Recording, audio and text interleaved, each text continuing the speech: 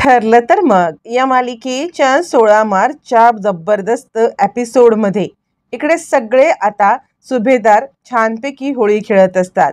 चैतन्य आलेला असतो, अर्जुन, सायली सगळेजण होळी खेळत असताना आता इकडे अर्जुन आणि सायली एकमेकांसोबत लपाछपी करत असतात. आणि तोपर्यंत इकडे आता प्रताप आणि कल्पना हे सगळेजण अर्जुन सायली सोडून बाकी सगळ्यांसोबत रंगपंचमी खेळत असतात. पूर्णाजीला सुद्धा आता आणलं. इकडे अर्जुन सायली डान्स करत असतात. त्याच वेळेला आता इकडे अश्विन सांगत असतो की तन्वी चल ना आपण पण डान्स करूया. यावरती प्रिया सांगते, हे बघ आपलं लग्न ठरलंय, हे जर का आत्ता सगळ्यांच्या समोर आलं ना तर खूप मोठा प्रॉब्लेम होऊ शकतो, त्यामुळे मला नाही वाटत की आत्ता सध्या आपण डान्स करूया. यावरती अश्विन म्हणतो, असं कसं म्हणतेस तू?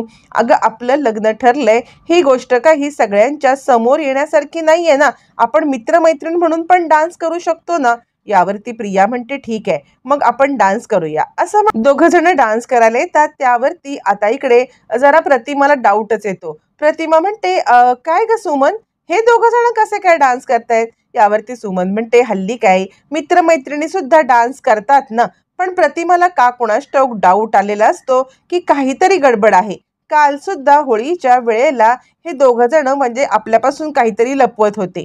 तोपर्यंत इकडे ऐश्वर्या सयाजीरावांना कॉल करून सांगते की डॅडा, मला जानकीचं सगळं सत्य समजलंय.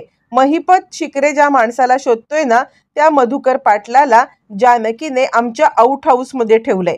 असं म्हटल्यावरती मग आता इकडे सयाजी म्हणतो, हे खूप मोठं काम केलंस, मी ताबडतोब माझ्या मित्राला कळवतो. असं म्हटल्यावरती आता इकडे महिपतला समजतं की ह्यांना म्हणजेच मधुकर पाटलांना हे आता रणदिव्यांच्या आउट हाऊसमध्ये ठेवण्यात आलेलं आहे. मग तो आपल्या माणसांना सांगायला लागतो, हे बघा काहीही झालं तरी सुद्धा मधुकर पाटलाला या सगळ्यामध्ये आता आपल्याला रणदिव्यांच्या आउट हाऊसमध्ये ठेवलंय. काहीही झालं तरी मधुकर पाटलाला रणदिव्यांच्या आउट हाऊसमधून आपल्याला काढायलाच पाहिजे. एक गोष्ट लक्षात ठेवा, तो तिकडे लपलेला आहे, त्याला पकडलं की आपलं काम झालं. आपण या सगळ्यामध्ये त्याला पकडायचं, पकडून झालं की त्याला ताबडतोब सही शिक्का घ्यायचं आणि मग या सगळ्यामध्ये इथून आपण पसार व्हायचं आहे. एक गोष्ट लक्षात ठेवा, जर तो या वेळेला सुटला तर गाठ माझ्याशी आहे. असं म्हणत इकडे आता महिपत चिडलेला असतो आणि चिडलेला महिपत या सगळ्यामध्ये आता आपल्या माणसांना घेऊन ज्या आउट हाऊसचा पत्ता मिळालेला आहे त्या आउट हाऊसच्या दिशेने निघतो. इकडे अर्जुन सायलीला अजिबात माहीत नसतं अजूनही की या सगळ्यामध्ये आता मधुभाऊंचा पत्ता लागलेला आहे आणि दोघं जण छानपैकी आता रंग खेळत. त्याच वेळेला महिपत अजून एक युक्ती करतो. महिपत या सगळ्यामध्ये आता सुभेदारांच्या घराच्या समोर उभा राहतो. सुभेदारांच्या घराच्या समोर येऊन तो आता सांगतो, हे बघ मी काही माणसांना घेऊन तिकडे आता मधुभाऊंना पकडण्यासाठी चाललोय, पण तुम्ही काय करायचं आहे तर तुम्ही या सगळ्यामध्ये आता ताबडतोब त्या ठिकाणी जायचं आहे जिथे सुभेदार रंगपंचमी खेळतायत. मी काही माणसांना घेऊन मधुकर पाटलाला पकडायला जातोय. तुमचं काम काय असणार आहे तर तुम्ही या सगळ्यामध्ये आता मधुकर पाटलाला मी पकडत असताना इकडे सुभेदार जे आहेत ना ते सुभेदार या सगळ्यामध्ये आता कोणत्याही प्रकारे हालचाल करणार नाहीत ना हे बघायचं. म्हणजे ते नवरा बायको आहेत ना दोघं जण, ते नवरा बायको कोणत्याही प्रकारची हालचाल करणार नाहीत, ही गोष्ट तुम्ही लक्षात ठेवायची. म्हणजे या घरातून ते बाहेर पडले नाही पाहिजेत, ही गोष्ट तुम्हाला समजली पाहिजे. असं म्हटल्यावरती मग आता ते गुंड सांगतात, ठीक आहे तुम्ही जसं म्हणाल तसं. मग आता अर्जुन सायलीवरती लक्ष ठेवण्यासाठी इकडे आता त्या गुंडांना पाठवलं जातं. ज्या वेळेला अर्जुन सायलीला लक्ष ठेवण्यासाठी गुंड आतमध्ये जातात ते तोंडाला रंग फासून असतात, पण त्यातला एक गुंड मात्र आता अर्जुनने त्या ठिकाणी पाहिलेला असतो ज्या ठिकाणी सरंजामेंना पाहण्यासाठी तो गेलेला असतो. मग ज्या वेळेला सरंजामेंना पाहण्यासाठी तो गेलेला असतो तेव्हा त्या गुंडाला पाहिल्यामुळे अर्जुन त्याला आता ओळखणार असतो. इकडे आता सायलीला अर्जुन रंग लावत असतो. सायली म्हणते, सर असं नाही हा रंग लावायचा, मला या सगळ्यामध्ये छान पद्धतीने तुम्ही रंग लावला पाहिजेत. अर्जुन म्हणतो, असं मग कसा रंग लावायचा? यावरती सायली आता एकदम रोमॅन्टिक होते आणि अर्जुन या सगळ्यामध्ये तिचा हात धरतो आणि तिला थांबवतो. इकडे तोपर्यंत महिपत आणि त्याचे गुंड बाहेर थांबलेले असतात. काही गुंड तोंडाला रंग लावतात आणि रंग लावून अर्जुन सायली कुठेही इथून बाहेर पडणार नाहीत याची काळजी घेत ते आता पूर्णपणे अर्जुन सायलीवरती पाठलाग करतात, जेणेकरून जर इकडे आता सायली अर्जुनवरती लक्ष ठेवायला महिपतचे गुंड आतमध्ये एंटर झालेले असतात, ज्याची सायलीला कल्पना नसते. सायली आता सगळ्या सुभेदारांना रंग लावण्यासाठी येते, त्यावेळेला कल्पना तिच्यावरती चिडते. हे बघ सायली, आम्हाला या सगळ्यामध्ये तू अडकवू नकोस. उगाचच आम्हाला या सगळ्यामध्ये अडकवून तू आता रंग लावण्याचा प्रयत्न करू नकोस. यावरती आता इकडे पूर्णाजी म्हणते, कल्पना अगं राहू दे ना, आपण दुश्मनाला सुद्धा आता रंग लावण्यासाठी देतो होळीच्या वेळेला, तू जाऊ दे, राहू दे रंग. असं म्हटल्यावरती मग आता सायली रंग घेऊन येते, पूर्णाजीला रंग लावते. आणि तुम्ही ना सगळ्यांच्यामध्ये मोठे आहात, सगळ्यांना समजून घेता आणि तुमच्या ह्याच्यामध्ये ना गोडवा आहे, त्यासाठी तुम्हाला पिवळा रंग. मग ती आता कल्पनाला येते, आई तुम्हाला रागवणं बिलकुल जमत नाही आणि या सगळ्यामध्ये तुम्ही आता छानपैकी सगळ्यांशी हसून खेळून राहता, तुमचा हा गुलाबी रंग. असं म्हणत ती रंग लावत असताना तिकडे प्रिया येते आणि काय ग, काय चाललंय तुझं, तू का सगळ्या माणसांना आपलंसं करून रंग लावण्याचा प्रयत्न करतेस. यावरती सायली म्हणते, एक गोष्ट लक्षात ठेव, मी या सगळ्यामध्ये घरची आहे, तू पाहुणी आहेस. तू या सगळ्यामध्ये या सगळ्यांना रंग लावू किंवा नको लावू, मी घरची म्हणून रंग लावणार. तोपर्यंत अश्विन प्रतापला म्हणतो, डॅडा मला या सगळ्यामध्ये ना हे रंग लावण्यामध्ये इंटरेस्ट नाही आहे, चला आपण छानपैकी आता मठ्ठा पिऊया. असं म्हणत दोघंजणं मठ्ठा पिण्यासाठी जातात. तोपर्यंत प्रिया आता विचार करते, 2 वर्षापूर्वी सायलीला मठ्ठा देऊन मी पूर्णपणे या सगळ्यामध्ये अडकवण्याचा प्रयत्न केला होता, पण तो प्रयत्न माझा फसला. पण या वेळेला मी तो प्रयत्न फसू देणार नाही. काहीही झालं तरी सायलीला मी या वेळेला आता मठ्ठा पाजूनच राहणार. असं म्हणत प्रिया आता मठ्ठा हे करण्यासाठी येते आणि आता सायलीच्या मठ्ठ्यामध्ये भांग पसरून तिला आता या सगळ्यामध्ये अडकवण्याचा प्रयत्न करणार असते, पण या सगळ्यात प्रियाच अडकणार असते. तोपर्यंत सायली आता इकडे प्रतापकडे येते आणि बाबा तुम्ही दरवेळेला खंबीरपणे कुटुंबाच्या पाठीशी उभे राहता, हा रंग तुमचा. असं म्हणत त्यांना पिवळा रंग लावते. त्यानंतर अश्विनला सुद्धा सांगते, लहान भावाप्रमाणे तुम्ही माझ्या पाठीशी नेहमी उभे राहिलात, त्यासाठी हा रंग तुमचा. असं म्हणत दोघांनाही ती रंग लावते. तोपर्यंत तिकडे आता प्रिया येते आणि प्रिया मठ्ठ्याचे 2 ग्लास तयार करते आणि एका वेटरला सांगते, ती सायली आहे ना, तिला तो ग्लास नेऊन दे. तोपर्यंत सायली आता प्रतिमाकडे येते आणि प्रतिमाला सांगते, प्रतिमा आत्या खरं सांगू का, तर तुम्ही मला दरवेळेला सपोर्ट केलात, दरवेळेला समजून घेतलं आणि दरवेळेला माझ्या पाठीशी ठामपणे उभे राहिलात, हा रंग तुमचा. असं म्हणत ती प्रतिमाला रंग लावायला येते आणि ती सांगते, खरं सांगू तर प्रत्येक वेळेला सगळ्यांनी माझी साथ सोडली होती, पण तुम्ही माझं साथ काही सोडली नाही, दरवेळेला मला खंबीरपणे आधार दिलात. असं म्हणत ती आता कलर लावत असते. इकडे तोपर्यंत आता नाना या सगळ्यामध्ये सुटण्याचा प्रयत्न करत असतात. नानांनी त्या गुंडांना चकमा देत तिथली एक काच घेऊन आपले हात सोडवून निघत असतात आणि नाना अर्जुन सायलीच्या गाडीमध्ये बसणार असतात. इकडे आता सायली सगळ्यांना रंग लावत असते आणि छानपैकी सगळ्यांशी बोलत असते. तोपर्यंत प्रिया आता सायलीकडे येते. सायलीकडे आल्यावरती आता ती सायलीला मुद्दाम ते भांग देण्याचा प्रयत्न करत असते. मग सायलीला या सगळ्यामध्ये भांग घेऊन तो माणूस येतो आणि तो माणूस सायलीला भांग द्यायला लागतो. तोपर्यंत सायली भांगाचा ग्लास तर घेते, पण तो ग्लास ती खाली ठेवते. ग्लास खाली ठेवल्यावरती इकडे आता अश्विन तो ग्लास बघतो आणि सायली वहिनीच्या हातामध्ये हा ग्लास होता, म्हणजे नक्कीच या सगळ्यामध्ये तिने आता काहीतरी म्हणजे नशेचं नसणार आहे, साधा आता हे असणार आहे, हे मठ्ठा असणार आहे, भांग नसणार. म्हणून तो ग्लास घेतो आणि पितो आणि एक ग्लास प्रियाला देतो. प्रिया आता भांग पिते. झालं, प्रिया आणि आता अश्विन या दोघांनी ती भांग पिलेली असते आणि या सगळ्यात प्रियाच्या तोंडून आता सत्य बाहेर येणार असतं. इकडे अर्जुन, चैतन्य आणि सायली तिघजण एकमेकांना रंग लावत असताना तिकडे आता विमल येते आणि विमल सुद्धा सायलीला रंग लावायला लागते. त्याच वेळेला इकडे आता प्रिया सायलीकडे येते आणि काय ग, काय बघतेस, तुझं खूप मोठं सिक्रेट मला समजलेलं आहे. असं म्हणत प्रिया या सगळ्यामध्ये आता सायलीला खरं खरं सांगायला लागते.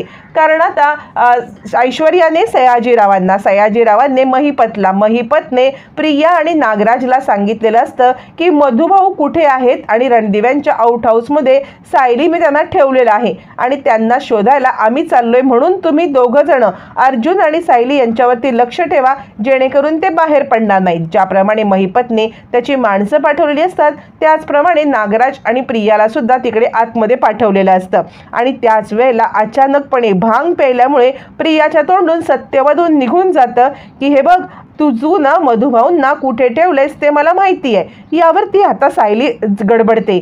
काय बोलली ही? मधुभाऊंना कुठे ठेवलंय? सायलीला 440 वोल्टचा झटका बसतो. तोपर्यंत इकडे आता पोलीस स्टेशनला दोघी जणी म्हणजे आता इकडे साक्षी आणि एक बाई या दोघींच्या मध्ये कडाक्याची भांडणं होतात.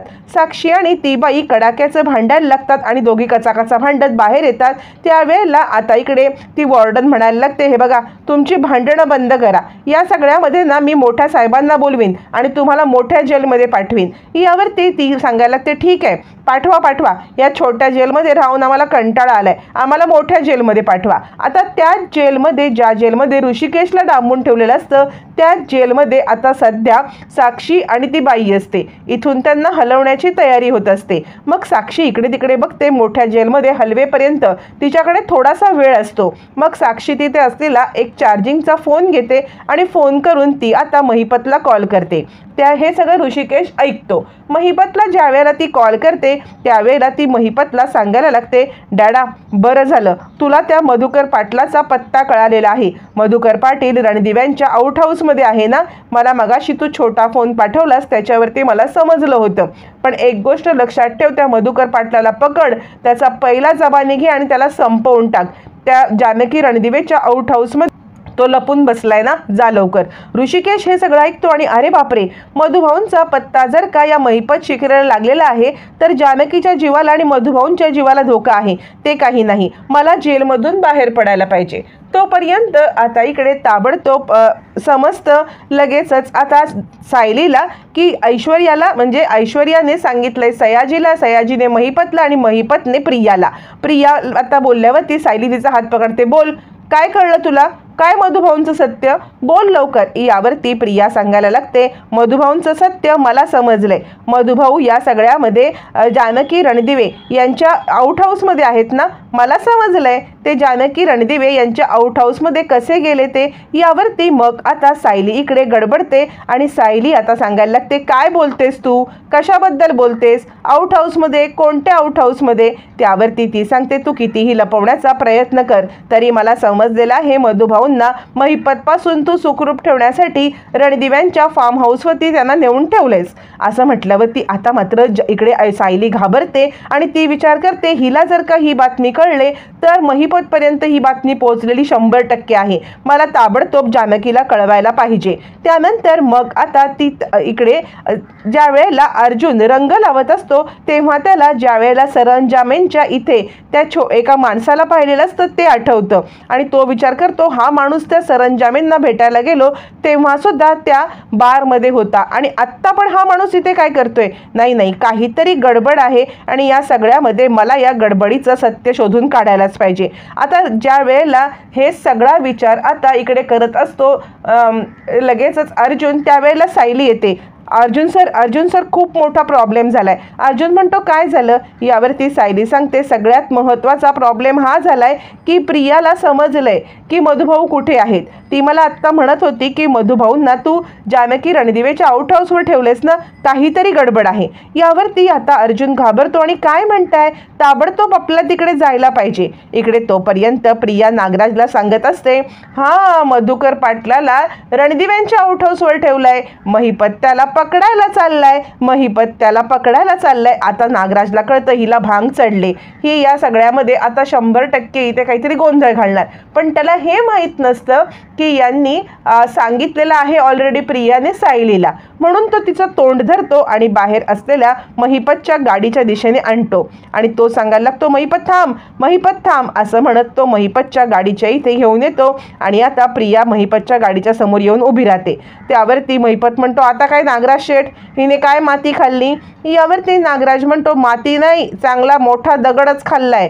अहो ती तिकडे बडबडत बसलेली, हिला कुणी सांगितलं की मधुभाऊ त्या रणदिव्यांच्या फार्म हाऊसवरती आहे? हिला काय गरज पडली त्या मधुभाऊंचं हे करण्याची?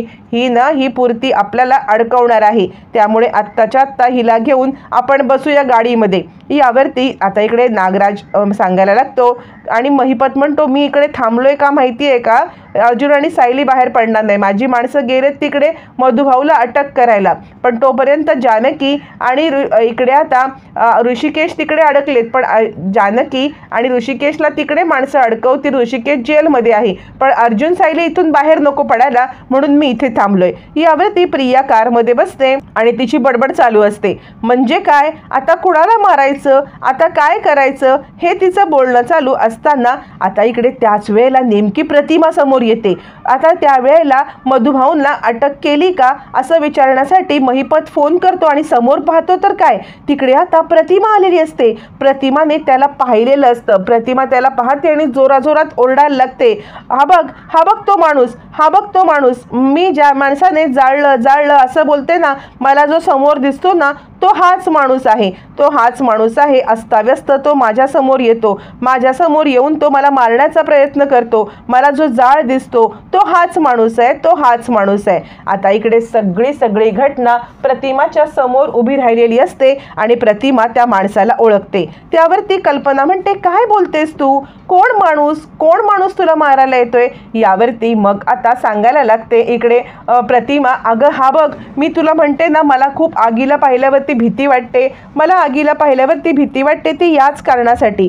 हा माणूस माझ्यासमोर येऊन उभा राहतो आणि माझ्यासमोर येऊन उभा राहिला की मला या माणसाचं चित्रविचित्र रूप दिसतं. हाच तो माणूस आहे, हाच तो माणूस आहे. आता कल्पना पाहायला लागते की आता हे सगळं काय घडतंय आणि आता प्रतिमाच्या सगळ्या आठवणी जाग्या झालेल्या असतात. प्रतिमा या सगळ्यामध्ये आता पूर्णपणे कॉशियस झालेली असते आणि तिला सगळं आठवायला लागतं. ज्या वेळेला तिला आतापर्यंत या घटना होत असतात ते सगळं आठवतं आणि ती आता कल्पनाला त्या घटना सांगायला लागते. कल्पना, मी तुला म्हटलं ना, हा तोच माणूस आहे, कल्पना हा तोच माणूस आहे. कल्पना बिचारी तिला सावरायचा प्रयत्न करते, प्रतिमा सावर स्वतःला, प्रतिमा सावर स्वतःला. पण प्रतिमा काही सावरू शकत नसते. ती या सगळ्यामध्ये आता कंट्रोलच्या बाहेर होते, कारण तिने महिपतला पाहिलेलं असतं. ज्या वेळेला ती महिपतला पाहते त्याच वेळेला आता मात्र महिपत गडबडीकडे तोपर्यंत आता समजलेलं असतं ऋषिकेशला की मधुभाऊ आणि जानकीच्या जीवाला धोका आहे. म्हणून तो आता तिकडच्या कॉन्स्टेबलला बोलवतो, लवकर या, मला इथून तुम्ही बाहेर काढा, माझ्या जानकीच्या आणि मधुभाऊंच्या जीवाला धोका आहे. आत्ता जी इथे बाई होती ना, ती बाई मधुभाऊंना मारण्याचा प्लॅन करते.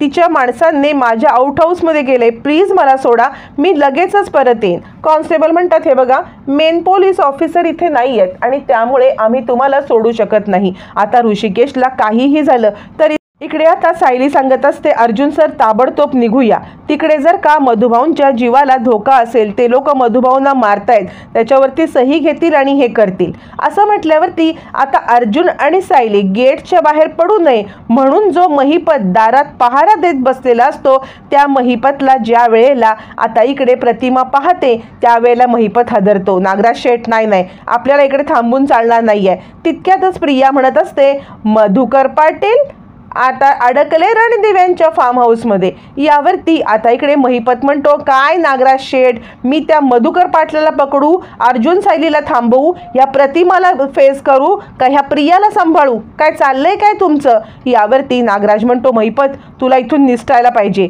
जर का तुला या सगळ्यामध्ये इकडे आता प्रतिमाने पाहिलं तर आपलं काही खरं नाहीये, चल इथून पळूया. असं म्हणत मग आता प्रतिमाच्या भीतीने तो पळून जातो आणि त्याच वेळेला अर्जुन आणि सायली सुद्धा मग कारमध्ये बसून तिकडून निघतात. आता अर्जुन सायली ज्या वेळेला कारमध्ये बसून निघतात नेमकी त्याच वेळेला घटना अशी घडते की इकडे नानांनी आता बरोबर चाकूने आपले आता हे तोडलेले असतात आणि नाना तिकडून पळालेले असतात आणि नाना नेमके त्याच वेळेला अर्जुन आणि सायली यांच्या गाडीत जाऊन बसतात. तोपर्यंत आता इकडे जानकी येते, मधुभाऊ. यावरती मधुभाऊ म्हणतात, जानकी काय झालं. जानकी सांगते, मधुभाऊ ताबडतोब इथून आपल्याला निघायला लागणार आहे, काहीही झालं ना तरी सुद्धा महिपत शिकरेच्या गुंडांना तुमचा पत्ता समजलाय, त्यामुळे ताबडतोब आपण इकडून निघूया. मधुभाऊ म्हणतात, अशी काय बोलते जानकी. जानकी म्हणते, हो मधुभाऊ, ताबडतोब चला. मग मधुभाऊंना घेऊन जानकी पळून जाते. जानकी पळून गेल्यावरती ऐश्वर्याचे गुंड आतमध्ये एंटर करतात आणि मधुभाऊंना इकडे तिकडे शोधतात, पण मधुभाऊ कुठेच दिसत नाही. आता ऐश्वर्या गडबडते आणि आता ती लगेचच फोन करून सयाजीला सांगायला लागते की इकडून मधुभाऊ पळून गेलेले आहेत आणि ही गोष्ट आता महिपतला पण समजते। तोपर्यंत जानकी आणि ऋषिकेश हे दोघं जण आता म्हणजे ऋषिकेशला बाहेर पडायचं असतं आणि जानकी ऑलरेडी मधुभाऊंना घेऊन पळालेली असते। त्याच वेळेला ऋषिकेश जेलमध्ये विचार करत असतो की ही मुलगी महिपत शिकरेला मारायला निघाले ते काही नाही, मला पण इकडून जायला पाहिजे। मग तो आता माझं पोट दुखतंय असं म्हणतो आणि तिकडून आता त्या लोकांना म्हणजे तिथल्या पोलीस ऑफिसरला गुंगारा देतो आणि बाहेर येऊन पळून जातो। सॉरी, मला माफ करा, माझी बायको संकटात आहे, मला जायलाच पाहिजे। इकडे तोपर्यंत आता मधुभाऊंना डोक्यावरती शाल घेऊन जानकी तिकडून लपून छपून नेत असते जेणेकरून महिपतचे गुंड पाहायला नको। मधुभाऊ चला असं म्हणत आपल्या पण तोंडाला रंग लावते, मधुभाऊंच्या तोंडाला रंग लावते जेणेकरून कोणी ओळखायला नको आणि लपतछपत दोघं जण तिकडून आता पळ काढत असतात।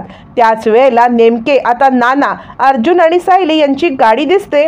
ती गाडी थोड्या वेळासाठी थांबलेली असते। नाना पटकन गाडीमध्ये चढतात। मधुभाऊ आणि नाना दोन्ही सुखरूप झालेले असतात। इकडे तोपर्यंत मधुभाऊ दमतात, एका ठिकाणी बसतात। जानकी, नाही मी आता चालू शकत। जानकी म्हणते, मधुभाऊ आता आपल्याला पर्याय नाहीये, आपल्याला इथून पळून जायला पाहिजे, ते महिपत शिकरेचे गुंड मागे लागलेत। मधुभाऊ चला असं म्हणत जानकी मधुभाऊंना घेऊन चाललेली असते। इकडे तोपर्यंत नाना कारमध्ये काहीतरी लिहित असतात। ते विचार करतात जर मला इथून कुणी पकडून नेलं तर त्या कारमध्ये लिहिलेलं तरी कुणाला तरी वाचता येईल असं म्हटल्यावर ती नाना त्या कारमध्ये लिहित असतात। इकडे आता नाना पळाले म्हणून ते गुंड नानांना शोधायला, इकडे मधुभाऊ पळाले म्हणून काही गुंड मधुभाऊंना शोधायला असे येतात आणि रस्त्यात जेव्हा जानकी मधुभाऊंना घेऊन चाललेली असते ते मधुभाऊंना अडकवतात, मधुभाऊंना आपल्या कारमध्ये बसवतात। जानकी बिचारी मधुभाऊ असं म्हणत मदत करा हे म्हणत असताना ते गुंड मधुभाऊंना घेऊन पळून जातात। ते गुंड जोपर्यंत पळून जातात तोपर्यंत आता इकडे जानकीला अर्जुन सायलीची कार येताना दिसते आणि अर्जुन सायलीची कार दिसल्यावरती सायलीला जानकी सांगायला लागते मधुभाऊंना घेऊन ते गुंड पळाले। यावरती ते सांगतात चल तू कारमध्ये बस, आपण जाऊया।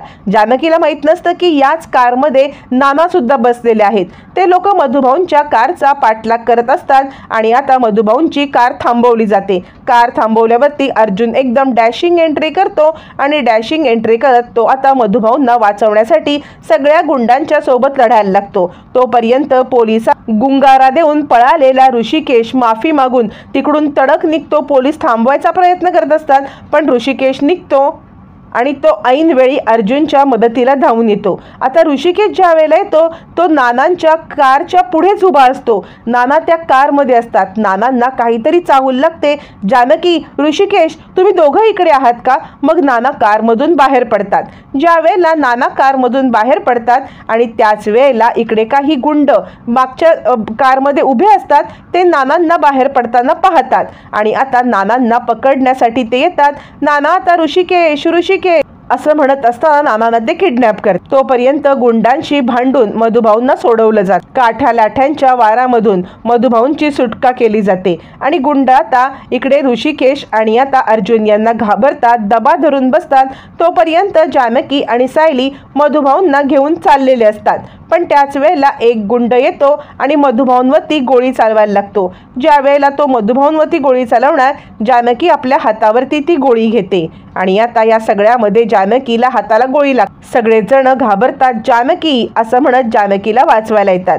त्याच वेळेला आता मधुभाऊंना सुखरूप सोडवून घरी आणलं जातं आणि घरी आणल्यावरती अर्जुन सांगतो की आज मधुभाऊ इथेच राहणार, म्हणजे मधुभाऊंच्या जीवाला धोका आहे। यावरती इकडे आता सांगायला लागतो, लगेचच प्रताप बोलायला लागतो, अर्जुन तुझी ही मनमानी अजिबात चालणार नाहीये बरं का, म्हणजे तू या सगळ्यामध्ये आता इकडे स्वतःच्या नावावरती घर आहे किंवा मी या घराचा मेंबर आहे असं सांगून या मधुकर पाटलांना इथे ठेवणार असशील तर हे चालणार नाही। यावरती सायली म्हणते तसं तर घर सगळ्यांचं असतं, सगळ्यांनी हा निर्णय घ्यायचा असतो, पण आज माझ्या वडिलांच्या जीवावरती बेतलंय, त्यांच्या मागावरती महिपत शिकरेसारखे गुंड लागलेत आणि म्हणून मला या सगळ्यामध्ये तुम्हाला एक विनंती करायची आहे की तुम्ही प्लीज या सगळ्यामध्ये माझ्या मधुभाऊंना इथे ठेवायला जागा द्या आता। आणि सगळे सुभेदार या गोष्टीसाठी तयार होतात। मधुभाऊंना या सगळ्यामध्ये आता ठेवण्याची सायली विनंती करते। फायनली मधुभाऊंची सुखरूप सुटका झालेली आहे आणि मधुभाऊ या सगळ्यामधून आता सुभेदारांच्या घरात सुखरूप आहेत। तिकडे नानांचं काय झालंय हे घरोघरीच्या भागामध्ये नक्की